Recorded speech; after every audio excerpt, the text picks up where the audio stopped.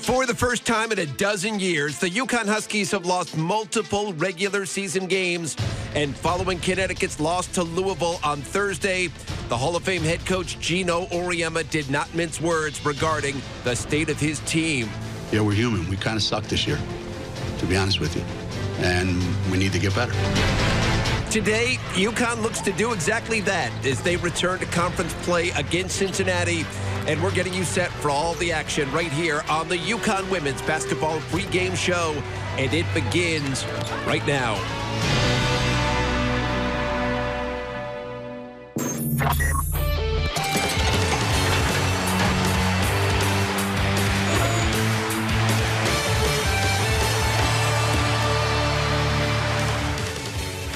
It is Fifth Third Arena. It's in Cincinnati, Ohio. It's where the UConn Huskies resume conference play this afternoon.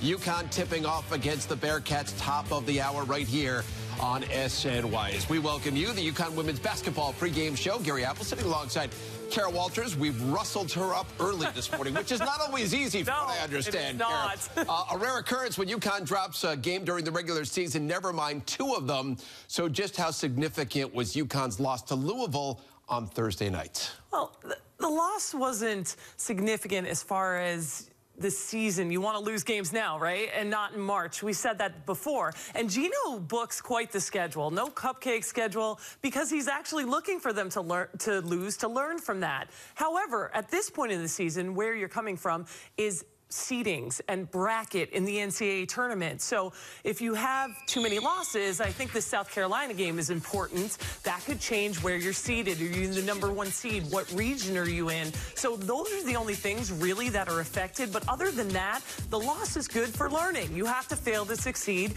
and this team hasn't done that often. So it's not a bad thing at this point in the season. What about that air of invincibility, though? I always said with boxers, right, when Mike Tyson was unbeaten and then he lost to Buster Douglas, yeah, the equation changed. The opponents knew, okay, well, this person or this team is beatable, and they're not invincible. And what does that do to the opponent when they step on the floor with UConn? It is absolutely true, Gary. There's this thing where they realize, wow, they're a beatable team. They're not superheroes. They're human, and they can be beat. And that gives confidence to the other team. Not so much in the conference yet. We haven't seen it, but out of conference schedule, we've seen, Gary, there's more parity in women's basketball now, which is really nice to see. And with that parity comes, you have people that are less scared, and they're going to go at UConn. They have a target on their back. They always will, regardless of how good they are. And that's something that UConn has to play through. I think a lot of teams were beaten before they ever stepped on the floor, right? Absolutely. Against Connecticut. So maybe that tide is changing a little bit. Neither team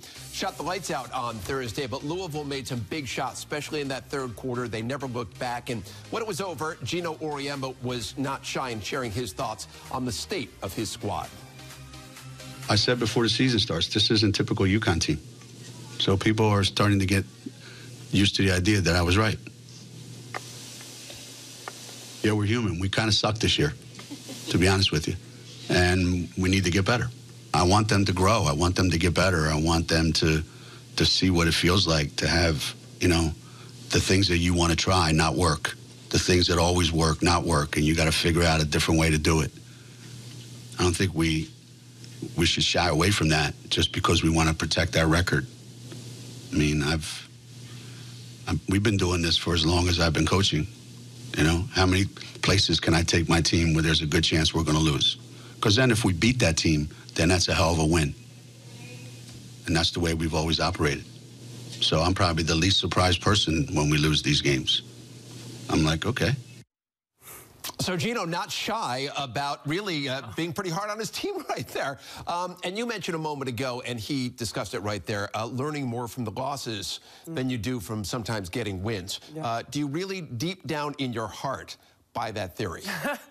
I do. As a player, you don't like it. Katie Lou Samuelson was not happy with their performance after the game. And as a leader, she kind of takes that on her shoulder. So as a player, you don't believe that. But as a coach, yes, you can see it. You have to learn.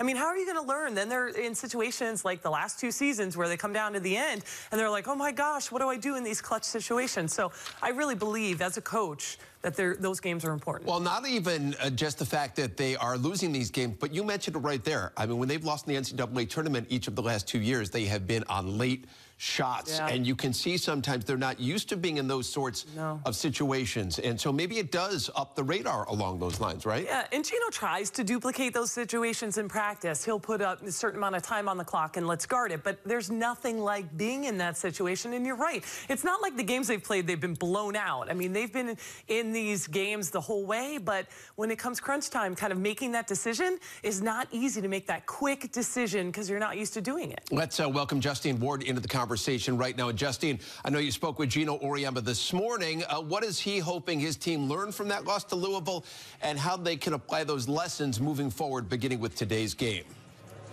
Hey, Gary. Well, Gino told me this morning he doesn't want his team getting caught up in the score and playing too quickly. He said there was moments in that Louisville game where we played too fast. Yes, they want to play an up-tempo game, but there's a huge difference between playing quickly, missing shots, taking bad shots, and then playing at a fast pace and setting the tempo of the game. He also pointed out that they missed some defensive assignments. He wants them to continue to take a step forward defensively. He thought that Louisville settled into their offense too much. They want to be more disruptive on the defensive end. And as I told you guys several times here, I continue to hear this from Gino. We want defense to turn into offense. So look for those things today. All right, Justine, we thank you. They didn't have fast break point in that loss to Louisville, which is amazing. We're going to get into that in just a little bit. But I heard Gino say there's a lot of things missing from this team when it comes to winning a national championship. And we have about a month now to fix them. Do you believe in your heart they can be fixed? I believe they can be fixed. I mean, this is still the University of Connecticut, where they do things a certain way in practice. It's the attention to detail. It's the little things. They have good leadership in Katie Lou Samuelson and Nafisa. They can be fixed. Now, if you ask Gino that question, he might tell you, no, I don't think it can be fixed. He might say that at this point today, but certainly can. Why not? What, are you going to just stop the season? If you don't think you have a chance, they absolutely have a chance. There's just a list of things they need to tighten up. Let's not forget, and we mentioned it at the outset, the last time they've lost multiple games in the regular season, the 2012-2013 season, and that year they lost 4 games in the regular season, and they went on to win the national championship. So this is not uncharted water right here, but I know you're going to get into some adjustments they need to make in our next block here. But from a defensive standpoint, right? I mean, is that, we talk about rebounding being desire, is defense being desire, and how does that change? Well, defense is desire because they have to turn, like Justine said, they need to turn their defense into offense, which has been a trademark for this UConn team. But to give them credit, because here we are, you know, picking them apart, I went back and watched the Louisville game. Asia Durr hit some threes, you know, that were unreal with people in her face. So sometimes they are getting out. It's just the missed assignments because he's had to go to some junk defense from man-to-man to his zone. And I feel like Kristen Williams, that's one of the reasons she's getting benched a little bit. She's not paying attention to her assignments of where she has to be at the right time. But they're mixing up defense more than they have in the past, I believe. And he just needs them to all really pay attention because that's happening on the defensive end, and they want their defense to lead to offense. All right, so we're just getting going here on the UConn women's pregame show. One of the nation's most high-powered offenses. UConn has gotten stuck in neutral in recent days. Certainly they did against Louisville. Kara with extensive breakdown as to why that was the case and how they can fix that when we come back. And as we head for break, get a look right here at Nafisa Collier, anything but neutral. 20-plus points game now, points per game in 4 consecutive games. She's UConn's leading scorer just by a tiny decimal point over Katie Lou Samuelson. We're coming back in just a moment.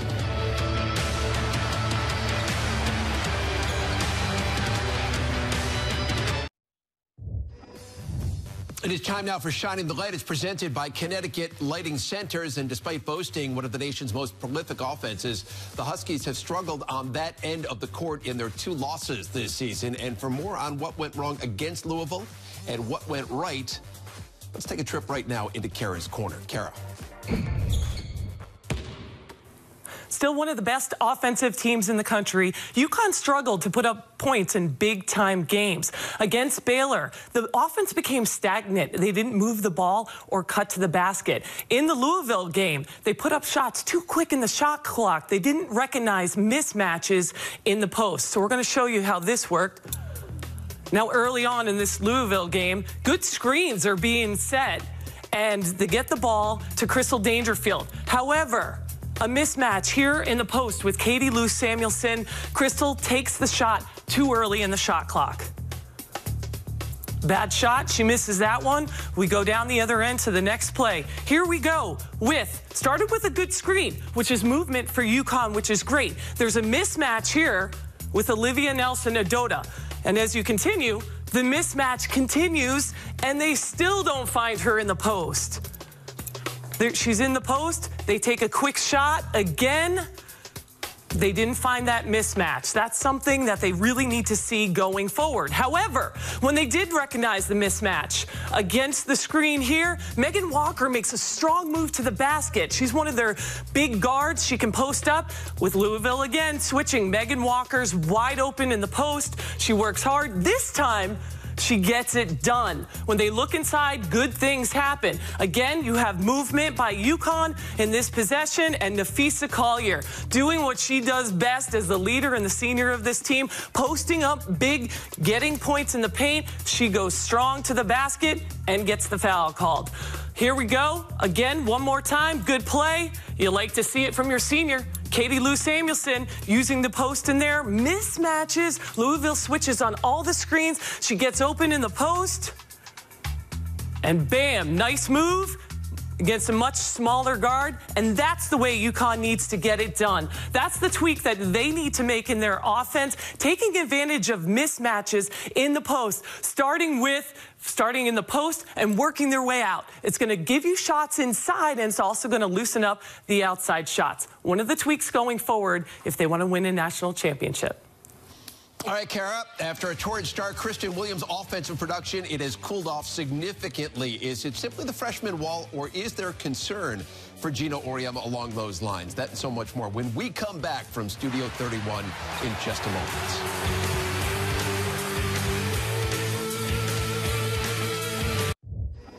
UConn's upcoming schedule presented by Town Fair Tire. After today's game with Cincinnati, the Huskies come home a 3-game set. East Carolina, Temple, and then South Carolina before hitting the road. Once again, going to take on Central Florida. And for more on the Huskies, going to send it out now to Eric Fried and Meg Colmo. They've got a call for us once again today from Cincinnati. Guys. Hi, everyone. Welcome to Cincinnati. Getting ready for UConn and the Bearcats at the top of the hour. And, of course, a little bit for us to talk about as UConn is coming off a loss. It has been rare over these last few years. But I think what we're seeing is the rest of college basketball sees opportunity maybe that UConn has slid down a little bit. So how close is that gap now between UConn and the rest of the women's basketball world? They've definitely come back down to reality a little bit. And the funny thing is, Gino has been talking about it for a long time, and people seem to be surprised that they are coming down. And he did allude to it the other night. He said, I've been talking about this for a long time. They are not as good as they have been. But you have to give credit, like particularly in Louisville's case, they made great plays to win the game.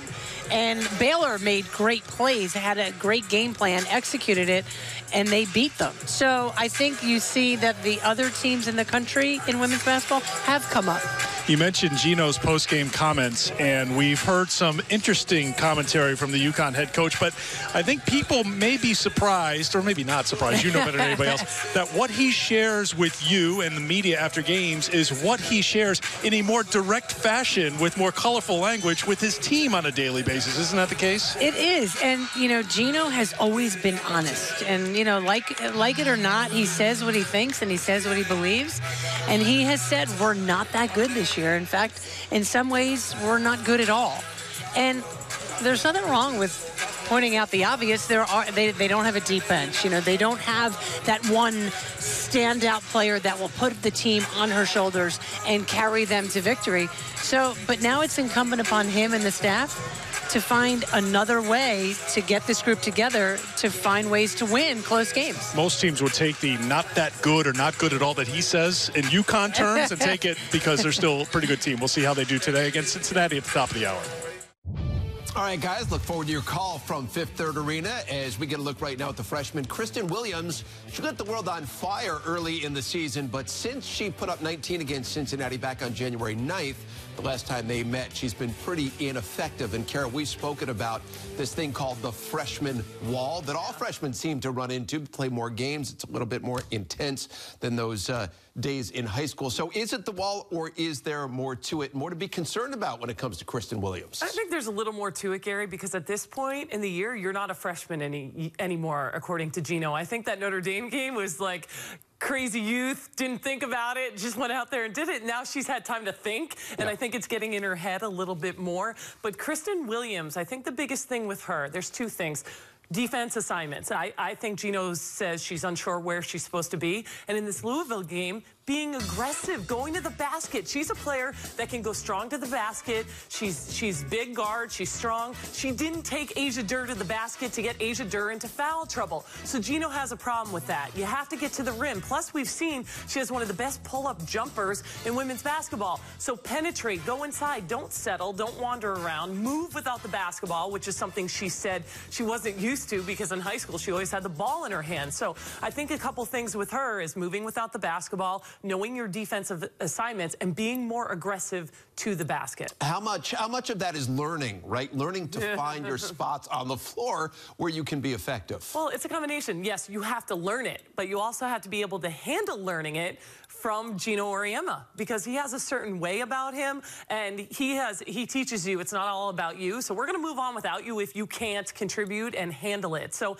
I think it's hard for some. I mean, we saw it with Megan Walker, adjust to kind of the mental part of Gino Auriemma trying to teach her, but you have to be taught that because you're not used to it playing at a certain level and being that aggressive and attention to detail. You didn't do that in high school. Everyone was telling you how great you are, and then you're like, wow, I have to be even better. So it's a process, but it's a process she doesn't really have a luxury to do this season, and Gino really needs to get her back to that player because she's a really good player. And not just fact she's not scoring. And when you look at the numbers, 21 minutes against Louisville, just those 5 points, but 1 rebound and 1 assist. And those are the little things that a coach looks at. And that doesn't make Gino very happy either. No, because it's the little things with Gino. But it was interesting in the Louisville game because he benched her for a long period of time. And then he put her in the last minute because he needed her. So he's right there of knowing he needs her, but not quite as confident. Still to come here on our show, UConn's bench production has been inconsistent at best. I think I was kind in saying that. But will it matter come tournament time? We've got some answers when we return.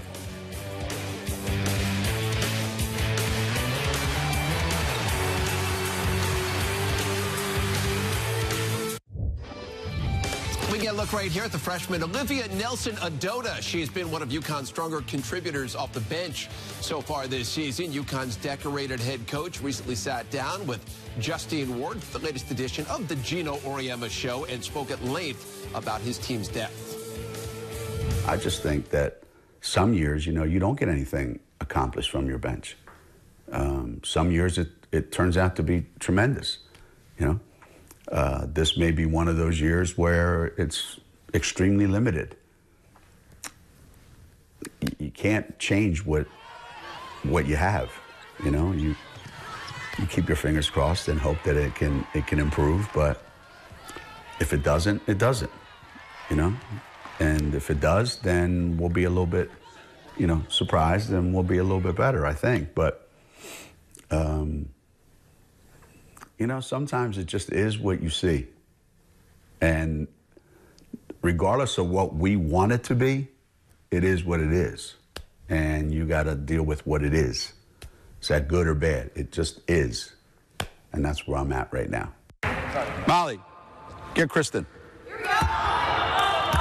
If you want to play more, 2 things have to happen. 1, either you have to get a lot better, or 2, the guys ahead of you have to get a lot worse.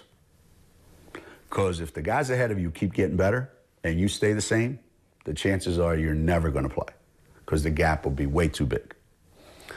So if the guys on the bench are catching up, you hope it's because they're getting a lot better, not because the other guys are backing up.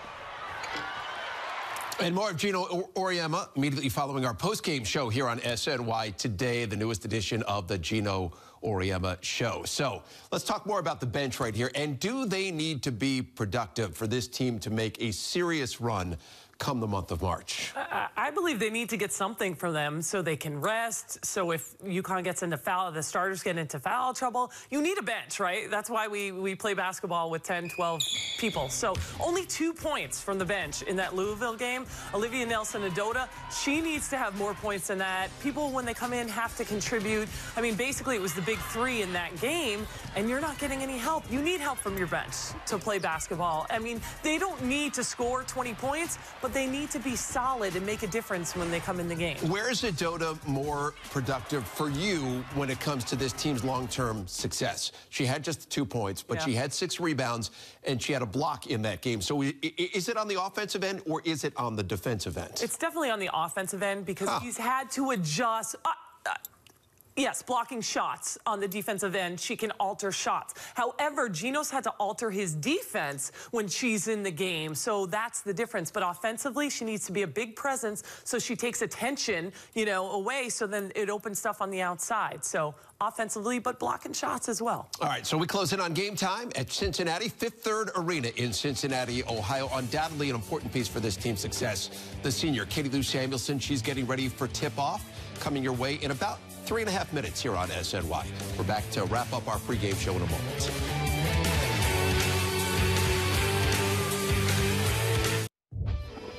Here right now, look at UConn's starting lineup. It's the same one they've used in each of the previous 20 games so far this season. So, coming off the loss to Louisville, what are we looking for, Carol Walters, especially early in this game for the Huskies? Well, how they respond from a loss. They don't get many of those, and a coach wants to see how they respond and tightening up things. They have to make sure they talk on their defensive assignments. Kristen Williams is also going to see, we have to see if she has a bounce-back game and does the little things. And how about making some shots, right? Usually that helps. That usually helps. 38% from the field against Louisville. So I think defense, turning defense into offense and scoring. And Kristen Williams should be interesting how she responds. And as you showed in Kara's corner, get better shots, right? Maybe that's how the percentages go up. Get that ball onto the low block and have people do something down there. That can make you back at the half. Right now, it's UConn and Cincinnati. Eric, Meg, and Justine with all the action from Fifth Third Arena. Enjoy it right here on SNY.